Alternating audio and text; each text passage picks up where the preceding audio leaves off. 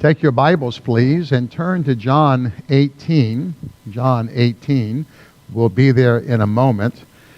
That'll be our text for this evening. But before we get there, we're going to introduce our study this Christmas season called The Cross in the Cradle. And we're doing that because we are finishing up the Gospel of John that we began earlier this year as we deal in chapters 18 through 21. The death and the burial and the resurrection of Christ. And we're going to tie it into and in, of course, with summarizing the purpose of his coming on the Christmas Eve service, both at 5 and 7 o'clock this year again, when we have our Christmas Eve service. But let's begin as we mark our place in John 18. Turn for a moment to the book of Matthew. Get our bearings straight as to we're connecting these two events, the birth of Jesus at the beginning of his life with the end of Jesus' earthly ministry in John chapter 18 through 21. In Matthew chapter 1, we have the very well familiar story of course, the genealogies of Jesus in verses 1 to 17. And then in verses 18 to 25, we have the interchange between Joseph and the angel and in the dream and how he responded to that. But I want to draw your attention to verse 21. As this message came to Joseph, it says, "And she shall bring forth a son, and thou shalt call his name Jesus, for he shall save his people from their sins." The very beginning. Now all this was done that it might be fulfilled, which is spoken of the Lord by the prophet, saying, "Behold, a virgin shall be with child, and shall bring forth a son, and they shall call his name Emmanuel," which being interpreted is God with us. What we learn from this passage is this, that Jesus came to save. That's the purpose. Very beginning, he came to save. But he also came in fulfillment of the Old Testament prophecy. And he also came to bring God with us because he is God.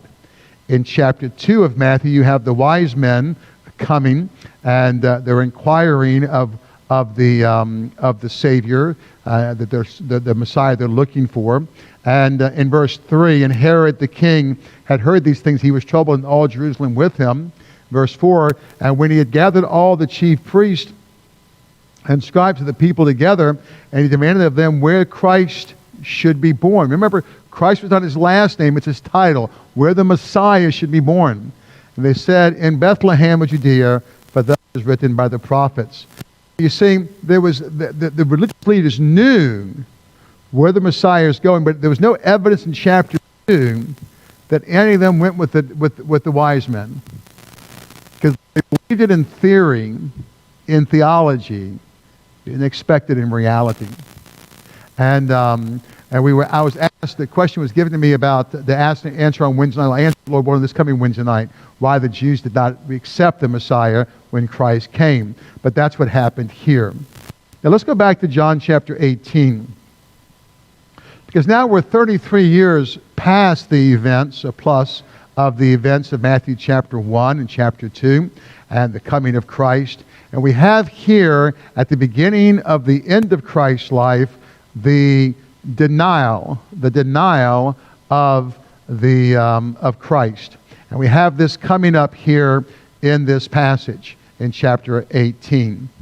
Now, you may or may not know this, but in verse 1, look at the first 4 verses, verse 18, chapter 18, verse 1. And when Jesus had spoken these words, that's the prayer in chapter 17, he went forth with his disciples over the brook of Cedar, where was a garden into which he entered and his disciples. This would have been the Garden of Gethsemane. And Judas also, which betrayed him, knew the place. Jesus oftentimes resorted there with his disciples. Evidently, Jesus probably had a key or some kind of, it's a private garden, some kind of legal right to access it on a regular basis. Verse 3, "And Judas then, having received a band of men and officers from the chief priests and the Pharisees, came thither with lanterns and torches and weapons." Now, verses 1 through 4 give you a setting that is of some note and significance. But before we get there, let me review for you, if I can, the trial of Jesus. There are 6 scenes. This will not appear on your screen, but there are 6 scenes in the trial of Jesus. 3 of them religious, and 3 of them are judicial. If you want to write, if you're taking notes, you can write these down if you want to. But there are 6 different times or aspects to Jesus' trial. First of all, he appeared before Annas, the former high priest. That was in the religious context. And then second, to the current high priest that he went before. And then finally, he went before the Sanhedrin. So he went through the former high priest, the current high priest, and then the Sanhedrin. Those are 3 different times in which Jesus Christ was, in fact, tried religiously by the part of the religious leaders, because they were after him to get rid of him. Okay? They despised him. Then there were 3 excuse me. There were 3 judicial trials. He first came before Pilate in John 18:23. He came before Pilate because Pilate was the ruler there in Judah. And then Pilate found out that he was from Galilee. Well, Herod was the ruler over Galilee. So Pilate, trying to get rid of the case and not have to have any political liability for it, sent him to Herod. And Herod got entertained by him, tried to get him to do some miracles. Jesus never responded to him, and Herod got just nowheres with him. So he sent him back to Pilate for the 3rd time. So 3 times was he before religious tribunals or leaders, and 3 times he was in front of judicial ones, okay, from the Roman government. And the reason for that was because they wanted to kill him. And in 30 A.D., this is interesting, up until 30 A.D., they were allowed to exercise capital punishment, the Sanhedrins were. But in 30 A.D., a few years before Christ came, in his earthly ministry, that right to execute was taken away from them. And so then they had to go through the Roman government in order to have that take place. Okay? So that was interesting. There are 6 different aspects through this trial of Jesus. Now in verses 1 to 4, you have the setting. It's very interesting. In verse 1 of chapter 18, we are in a garden. Now, I want to draw your attention to the fact, you may or may not know this, but I know you know this one, the sin that caused the need for the cross occurred where? In a garden, right? And then Jesus, okay, was arrested in a garden. He was crucified in a garden, and he was resurrected in a garden. In a place where, so all of that was connected, and the promise of the Messiah was given in the garden in Genesis chapter 3, verse 15. Now Judas, of course, betrayed Jesus. He was one of his followers. He was the bookkeeper. This is not any reflection on our bookkeepers or our financial people here, but he was the treasurer, and he, of course, betrayed Jesus. And then notice in verse 3, the people that came with Judas, there would have been in this band of, because of the language here, there would have been between 200 and 600 soldiers with him. You know, we often think, I used to think, this is like a small group of people. You know, there was Judas and maybe, a couple of, but this is not a small, it was a minimum of 200 and could have been as many as 600 men coming with Judas to try to apprehend Jesus during this time. And then you had the servants from the temple, the religious priest. It says in verse 30, and having received a band of men and officers from the chief priests. So what's happened here, there was the Roman government and the Jewish leaders were at constant tension and pressure, okay? There was constant pressure between the two. And of course, they were hitting the Passover time, which meant it was a time of greater conflict. it would be the equivalent, let's just say, and hope this never happens, but let's just say we became an occupied nation, that we were being occupied. And if there was resistance during the occupation, how stronger that resistance might feel on or about July 4th, right? I mean, July 4th might be a time where if we'd been occupied by a foreign force, that if there was a resistance movement, that on or about July 4th, they would tend to be more active because of and of course, this is Passover time, the deliverance of Israel out of from Egypt. And so there would often be, because of the Passover, a greater Roman presence in Jerusalem and in Israel because of all of the political tension. But here, they find common ground, okay? Now, what I want to do tonight is just a very simple cursory review of chapter 18 and bring out just two thoughts to share with you. And first of all, the motives behind this betrayal, and then Jesus' response to the betrayal. They make maybe a couple of practical application, and then we'll move on. First of all, I want to encourage you, considering the denial of Christ, thinking about the motivation. What motivated them to betray him, okay? Now, let's remember this. For 3.5 years, what has he been doing? He's been feeding the hungry, healing the lame, raising the dead, okay? He's been instructing them in the Old Testament scripture. He has done nothing worthy of death. But there are 4 reasons why he was betrayed. First of all, because of self-indulgence. You have Judas, who was indulging himself. Now, there are 2 views of Judas.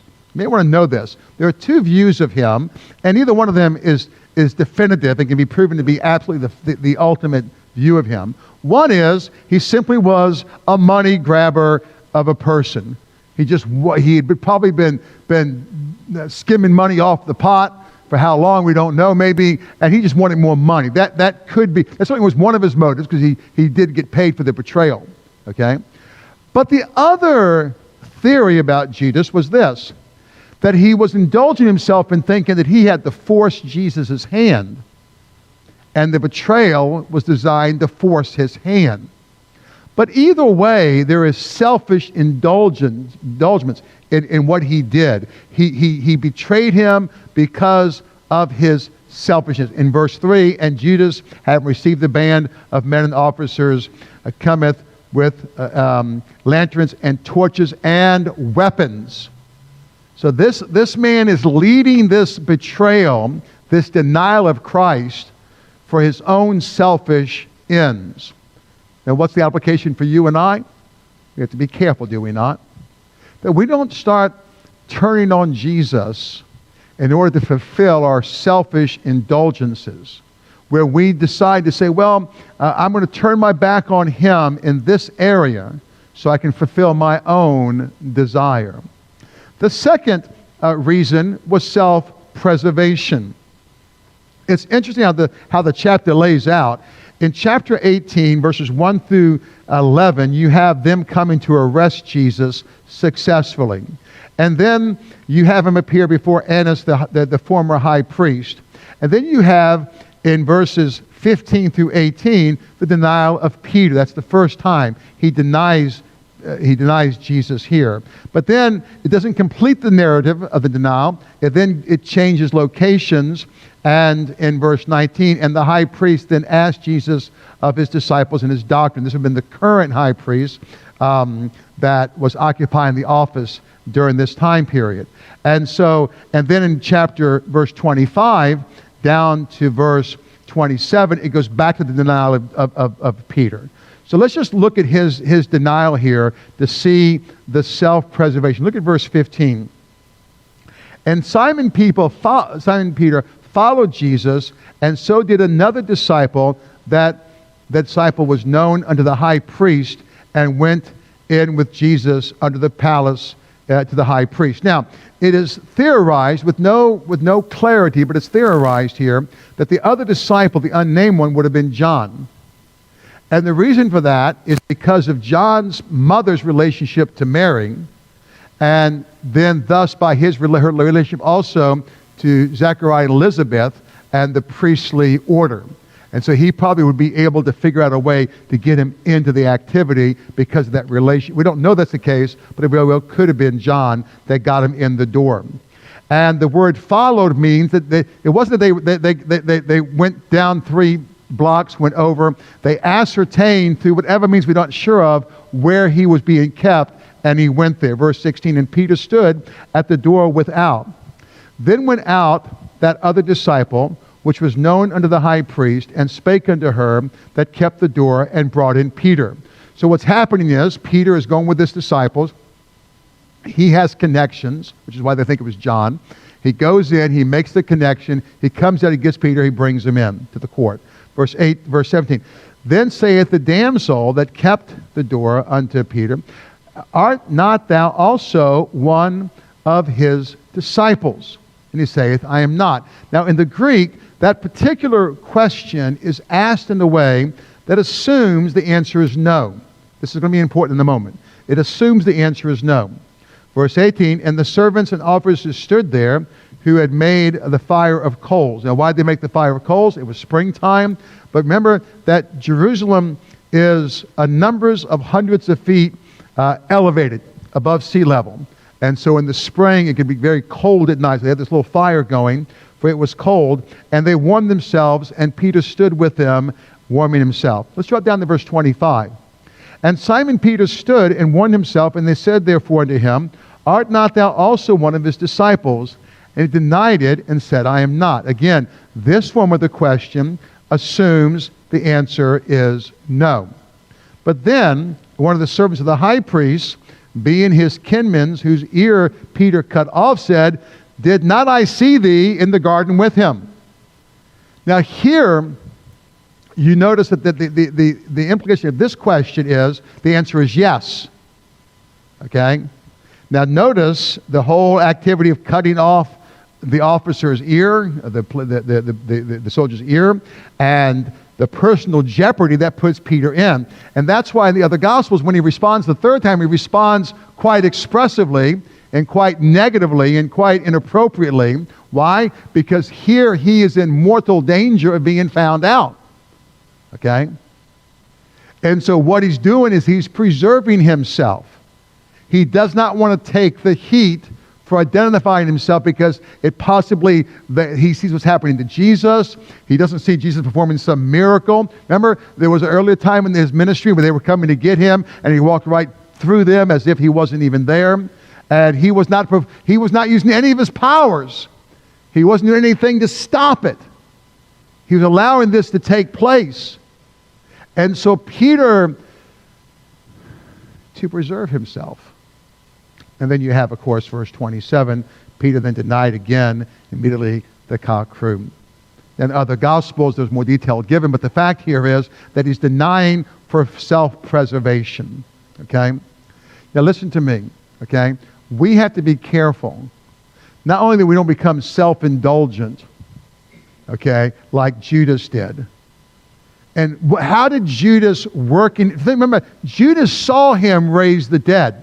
He saw him heal the lame and to heal the blind. He saw he heard Jesus in person. He slept with Jesus. He ate with Jesus. Really? I mean, you can't get much closer than he did, but he somehow worked out in his mind a way he could deny Christ by indulging his own desires. And when I look at that, I think, how could that be? And then I look in the mirror and I see myself. I think, how many times have I reasoned myself into doing something that I knew maybe was not the right thing to do? Or I somehow excused a response or an indulgence that was not right. You think I'm alone in this room? That I'm the only Christian here hasn't somehow talked themselves into making choices they should not have made? Or excuse their priorities in some respects? I don't think I'm alone here, okay? Because I've read Romans 7, and I know that we all have the same challenges, okay? I know life. And so we have to watch out for that self-indulgence, but also the self-preservation. Got to protect myself. I've got to do something. Remember this, you don't have to do anything except what's right. And be careful that we don't follow the example of Judas, but note that we don't follow the example of Peter. Right? And then you have, not only that, but you have the response, or the denial, okay, of the religious agenda, okay? Look at chapter 18, okay, and verse 14, okay? Now, Caiaphas was he which gave counsel to the Jews that it was expedient that one man should die for the people.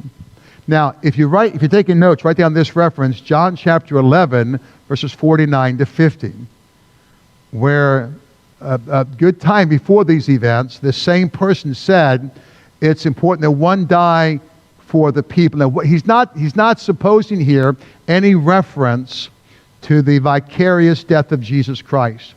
Okay? When he says expedient that one man should die for the people, he's not all thinking about the vicarious death of Christ. Christ will die on the cross to pay for our sins. Here's what he's thinking. Remember, Israel was a Roman, was conquered and controlled by Rome. Okay?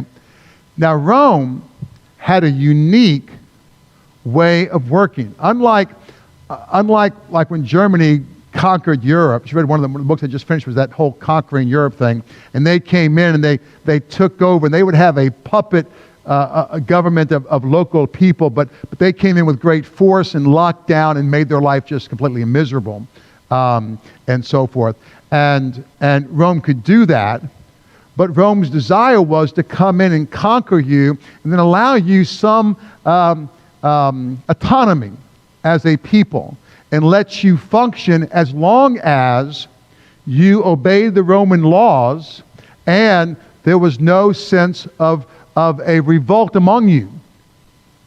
But here Jesus is walking around and people are calling him the Messiah, the Christ, the heir to the Davidic kingdom. And they were afraid that this would create a revolution. And then Rome would come in and sack the whole place. See, they had become able to work with the Roman government. They had nice houses. They didn't have nice cars. They maybe had nice chariots, whatever they had. But they had made a nice life for themselves as the religious institution that was well funded by the people.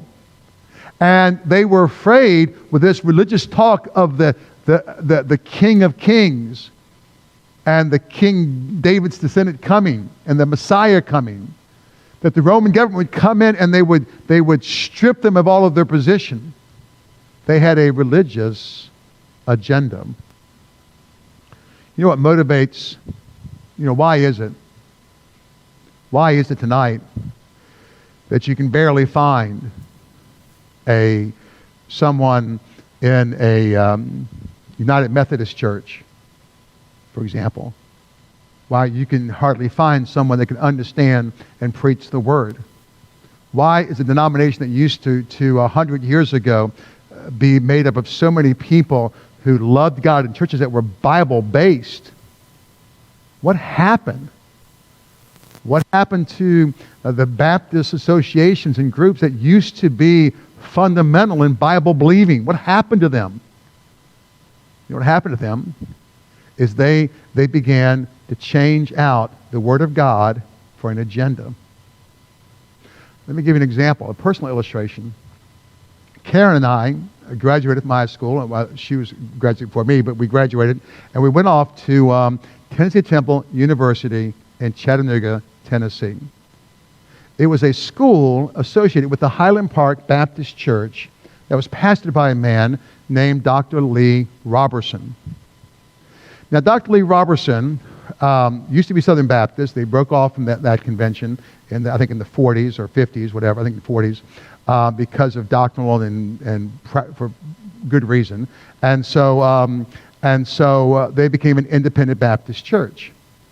And he, in Chattanooga, was is a town like in a valley and hills around it, and they had chapels, because back in the 40s and 50s, they didn't have all the roads where you could travel and go back and whatever like it. So he had these chapels all around, and one of the reasons for starting his school was to train guys to pastor those chapels and to go off in the ministry. Starts this school, and it just takes off. Not like he was hoping. It wasn't like he had a master plan. He told a story years later that he came home after the first day of opening the college, Bible college, and told his wife, "I have no idea what I've done here. This is going to be a mess." I don't know exactly what he said. He said, it's like the dog that actually catches the wheel on the car. The car drives by and the dog is barking at the wheel or whatever. He said he felt like the dog actually caught the wheel, going bam, bam, bam, bam, bam. So the thing grows to over 3,000 students by the time we go there. He's 65. Our first year there, he turned 65. And the church had run up to, I think, 15,000, I think. I don't know how many was running. 10 or 15,000, large church. And not only that location, but all around it. This is important you to hear the story, okay? And they were throwing out missionaries. They were missionaries around the world. Great missionaries, great ministers, doing an awesome work, okay? I think they baptized every Sunday morning to the night and Wednesday night like for 30 years. They had a baptismal, so people got saved every week. They baptized every service. That's pretty awesome, for 30 years or 40 years to have a baptismal service because people are getting saved, that many people are getting saved, okay? So we graduate, and of course, if you're 65 in 1975, then you're not 65 in 1985 or 1990. So at some point, he retires, okay? He leaves. And they bring a guy on, and he changes everything. I went to an alumni meeting there, so I wrote him a letter. I said, Dr. doesn't know what his name was. And I said, a lot of us are concerned about the change. And he wrote me back. And here's what he said. He said, when I came, the enrollment was down. They were bleeding money, and we had to change to make it work. But listen to me. Today, the school is no longer in existence. The church is no longer in existence. It went from like 15,000 down to 200. 200. How do you do that? How do you waste a ministry like that? It's because they changed the call of God for an agenda. Let me tell you something, okay? We've been blessed here, but what keeps the church where it's supposed to be is it stops having, it refuses to have an agenda other than the Word of God, the truth of God, and the will of God. Okay? It's not our job to keep the ministry going. It's not our job to keep the ministry solvent. That's not our job. It's not our job to keep the ministry at a certain numerical level. That's not our job. Our job is to do God's will, is to preach His word, to witness to the unsaved, seek to reach the lost, and to stand for righteousness, and not attempt to create an agenda that's man-centered. Okay? And so that will kill and deny Christ. And so we have to make sure that we're very careful about that. Okay? Then you have, not only that, but you had a political agenda. Okay? Or political expediency. Okay? Look at chapter 18 and verse 28.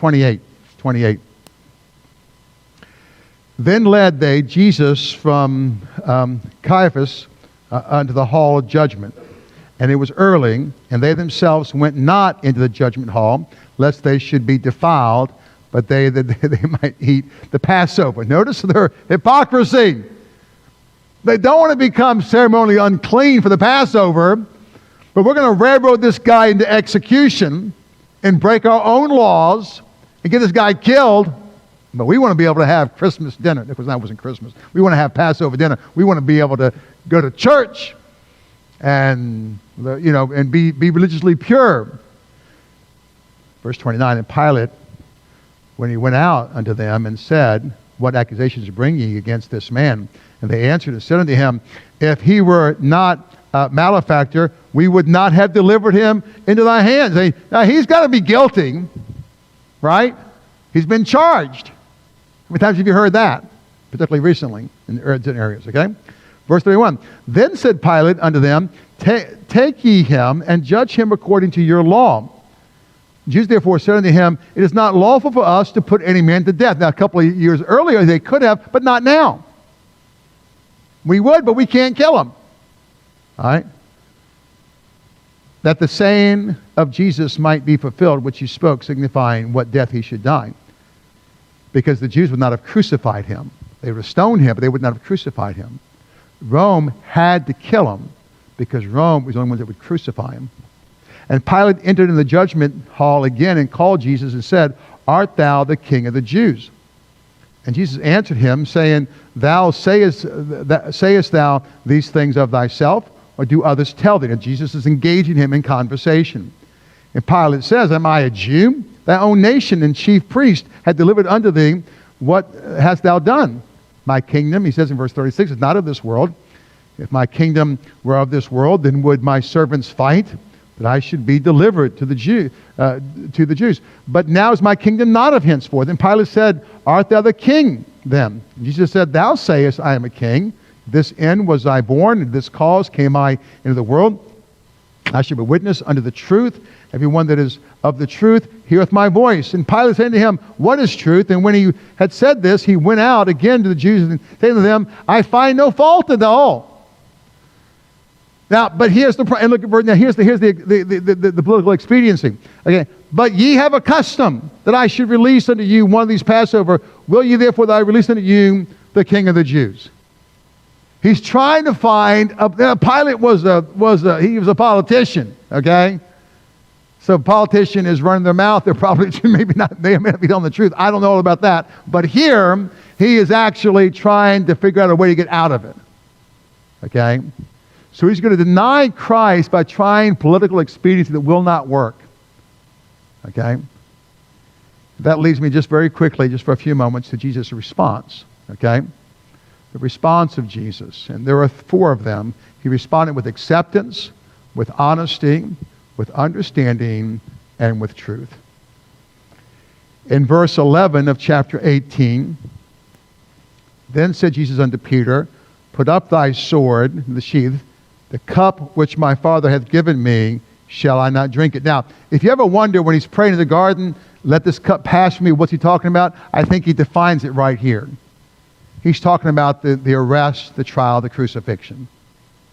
Why is he praying that it would be removed from him? Because while he's 100% God, he's 100% man, he knows exactly what it's going to be like. And he also knows that for the first time in his life, not in his life, but in eternity, he will experience the judgment of sin he never committed. He has been holy, and he is holy, but he's been sinless, had never made a wrong choice, and he was perfect. And he knew the cup meant he would enter into the vicarious suffering and payment for sin. But he accepts it. He's also honest in verses 19 down to verse 23.